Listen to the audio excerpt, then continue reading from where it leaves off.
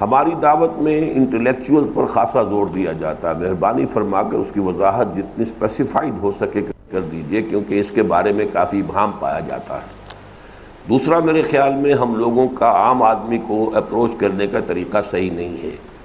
اس میں اگر تبلیغی جماعت کا طریقہ اپنایا جائے تو میرے خیال میں زیادہ بہتری کی امید ہے۔ پھر ادھر بھی یہ نوید رسول صاحب کا بھی سوال تھا۔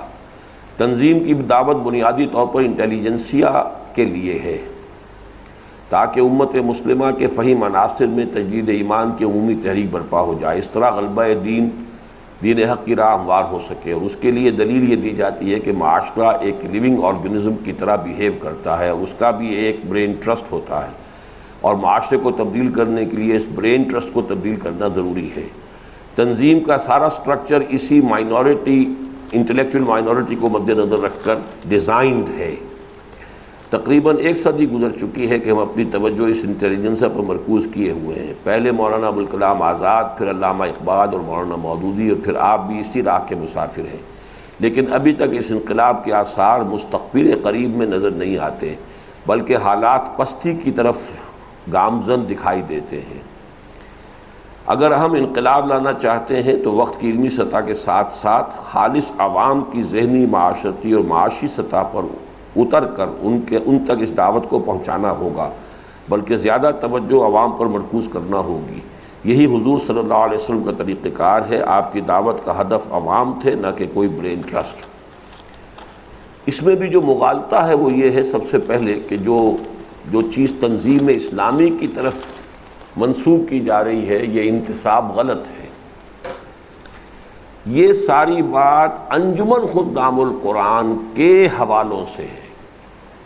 وہ سارا جو کتابوں کے پیچھے انجمن کے لکھا ہوتا ہے کہ مرکزی انجمن خدام القرآن کے قیام کا مقصد یہ ہے کہ امت کے ذہین عناصر میں تجدید ایمان کی، یہ اس کا تعلق انجمن سے ہے۔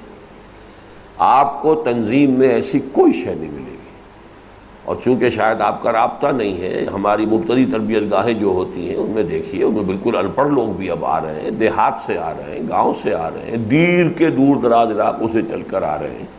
تنظیم کی سطح بالکل عوامی ہے، اور یہی فرق ہے انجمن اور تنظیم کے اندر، کہ تنظیم تو ہر مسلمان کے بنیادی فرائض جو ہیں ان کے حوالے سے اس کو ڈیزائن کیا گیا ہے۔ ہر مسلمان کا فرض ہے نمبر 1 کہ وہ خود اپنی زندگی میں اسلام کو پوری طریقے سے عملاً اختیار کرے۔ نمبر 2، اسلام کی دعوت کے لیے جان، مال، تن، من، دھن لگائے۔ نمبر 3، اس کو ایک نظام زندگی کی حیثیت سے عملاً برپا کرنے کے لیے تن، من، دھن لگائے، اور اس کے لیے ایک جماعت کا التزام جو ہے اس کے نظم کا، اس کو اپنے اوپر لاگو کرے۔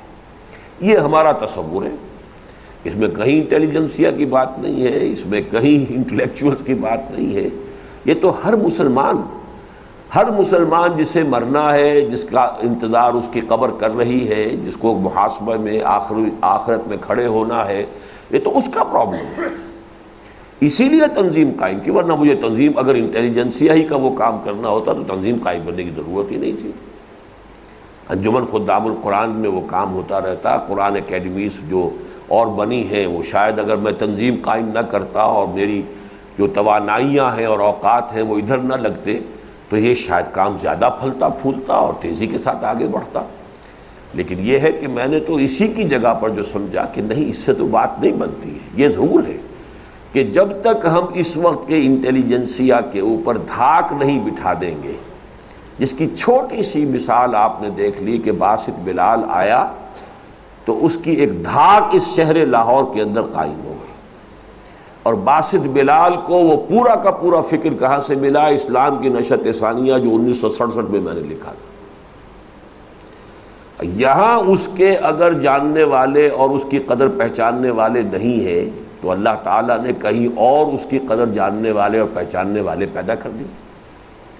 قرآن مجید میں آیت موجود ہے، ان یکفر بہا ہؤلاء فقد وکلنا بہا قوما لیسوا بہا بکافرین۔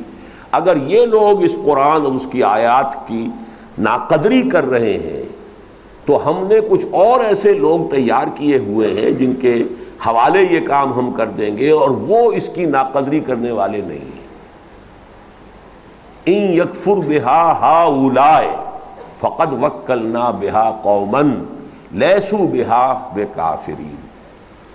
لیکن یہ کہ اگر وہ کام ہی نہ ہوتا تو الجھاؤ کے اندر جو ہے، اگر انٹیلیجنٹ آدمی وہ الجھاؤ میں رہے گا تو کام نہیں کر سکے گا، اس کا ذہن صاف ہو جائے. تو وہ ذہن صاف کرنے کا کام نشأت ثانیہ 1967 اس میں قرآن اکیڈمی کا خیال، اور پھر اس کے تحت جو ہے یہ چل رہا ہے. ایک ہے بنیادی کام، ایک مسلمان کو چاہے وہ انٹلیکچوئل ہے چاہے نان انٹلیکچوئل ہے، جنت میں تو اسے بھی جانا ہے، جانے کی خواہش ہے، آگ سے اس کو بھی بچنا چاہیے، اور یہ اس کا گویا کہ فریضہ ہے کہ بچے. اس کے لیے اسے کیا کرنا ہے، وہ تصور ہے جو تنظیم اسلامی کا ہے. تو اس میں گڈمڈ نہ کیجیے. البتہ دونوں چیزیں جو ہیں وہ اپنی جگہ پر ایک دوسرے کے ساتھ ہم آہنگ ہیں، اور چونکہ ایک شخص دونوں کی رہنمائی کر رہا ہے لہذا اس میں ایک توازن بھی ہے. اکثر و بیشتر لوگ جو انجمن سے منسلک ہوئے تنظیم میں بھی آ گئے، کام میں لگے ہوئے ہیں. اچھا وہ سب کے سب انٹلیکچوئلس تو نہیں ہیں، جیسا کہ میں نے 6 لکھ کے آپ کو بتائے تھے کہ 6 قسم کے لوگ آتے ہیں ہمارے ان قرآن کالج کہہ لیں، یا یہ پہلے ہم نے کورسز 2 سال کے رکھے تھے، یہ اب اس کے بعد جو ہے یہ 1 سالہ کورس ہے. ان میں کوئی ہو سکتا ہے بہت شاذ ہوتا ہے جو کریٹو جینیس ہو، وہ تخلیقی کام کر سکے، بہت شاذ ہوتے ہیں، مائکروسکوپک مائنورٹی. نمبر 2 کوئی ریسرچ ورک، یہ کام کر سکتے، تحقیقی کام. نمبر 3 تصنیفی اور تدریسی کام. تصنیف اور تدریس کے لیے ذرا گہرے علم کی ضرورت ہوتی ہے کہ آدمی کا کنسپٹ بالکل کلیئر ہو چکا ہو تبھی آدمی لکھتا ہے، اور اگر ویسے ہی لکھے گا تو اس لکھے کی کوئی پذیراری ہوئے گی نہیں. اسی طریقے سے جب تدریس ہوتی ہے تو وہ بھی چونکہ مختلف الخیال اور مختلف سطح کے لوگ ہوتے ہیں تو آدمی کو ان کا احساء کرنے کی فکر کرنی پڑتی ہے کہ بزم میں اہل نظر بھی ہے، تماشائی بھی، لیکن اس سے نچلی سطح پر تبلیغی انداز ہے، دعوتی اور تبلیغی انداز. پھر اس سے نیچے ان تمام کاموں کو کرنے کے لیے آرگنائزیشنل صلاحیتیں درکار ہیں. تو تنظیمی اور سب اس کے نیچے انتظامی صلاحیت. اب ان 6 میں سے کسی نہ کسی کیٹیگری میں تو وہ آ جائے گا. صرف ضرورت اس بات کی ہے کہ صحیح موٹیویشن اس کی ہو جائے، کانسیپٹ اس کے صحیح کلیئر ہو جائیں، تو وہ وہاں سے لے کے یہاں تک. اور اجر و ثواب میں کچھ پتہ نہیں اللہ کے ہاں کہ سب سے نیچے والا زیادہ لے جائے اس اونچے والے سے، اس لیے کہ اللہ کے ہاں حساب کتاب جو ہونا ہے وہ ہونا ہے یا اللہ جانتا ہے. لا یکلف اللہ نفسا الا وسعها، وہ ہر ایک سے اس کے حساب سے وہ دیکھ لے گا، اس کا محاسبہ کر لے گا. تو ہو سکتا ہے کہ کوئی شخص اس اعتبار سے صرف دریا بچھانے کی صلاحیت ہی رکھتا تھا، لیکن وہ خلوص اور اخلاص کے ساتھ دریا بچھاتا رہا، پوسٹر لگاتا رہا، اور اس کے ظاہر بات ہے ایسے آدمی کے پاس ریاکاری بھی قریب نہیں پھٹکے گی. مقرر کے اوپر تو ریاکاری بھی سوار ہو سکتی ہے، اس کی شہرت کا ایک فتنہ بھی اس کے اوپر آ سکتا ہے، لیکن ایسا آدمی ان فتنوں سے بھی زیادہ محفوظ ہے. تو اجر و ثواب کے اعتبار سے وہ پیمانے اور ہیں. یہ پیمانے ہیں جو میں نے لکھ کے دیے تھے آپ کو، تحقیقی، بلکہ اس سے اوپر تخلیقی، تحقیقی، تدریسی اور تصنیفی. 4تھے نمبر پر دعوتی اور تبلیغی، اور 5ویں نمبر پر تنظیمی، آرگنائزیشنل ورک، اور پھر سب سے نیچے مینجمنٹ ورک، انتظام. تو یہ ہے، ان میں سے ہمیں مل جائیں گے. تو یہ 2 کام ہیں. باقی جو یہ کہا کہ اس کو ذرا ڈیفائن کیجئے انٹلیکچوئل کون ہوتا ہے، بارہا میں نے کیا ہے. دیکھیے اس میں ان پڑھ اور پڑھے ہوئے کی بات نہیں ہوتی. بیسک انٹلیکچوئل وہ ہے کہ جو کسی شے کو قبول کرنے سے پہلے اسے اپنی عقل کی کسوٹی پر پرکھنے کا عادی ہے، مجبور ہے. ان پڑھ آدمی بھی بہت عاقل ہو سکتا ہے، اور پی ایچ ڈی کیا ہوا آدمی بھی جاہل ہو سکتا ہے، جذباتی ہو سکتا ہے، ایموشنل ہو سکتا ہے. یہ ہے فرق. انٹلیکچوئل وہ ہے کہ جو اپنی شخصیت اور مزاج کی ساخت کی بنا پر مجبور ہے کہ پہلے کسی چیز کو عقل کی کسوٹی میں پرکھے، چاہے اسے منطق آتی نہ ہو کہ منطق کس بلا کا نام ہے، اور تخریجی منطق کیا ہے، اور استخراجی منطق کیا ہے، اور استقرائی منطق کیا ہے، اور صغرا کبرا کیا ہوتے ہیں، اور نتیجہ کیسے نکلتا ہے، نہیں جانتا، لیکن ذہن منطقی ہوتا ہے ان کا، وہ انٹلیکچوئل ہے، چاہے وہ ان پڑھ ہو.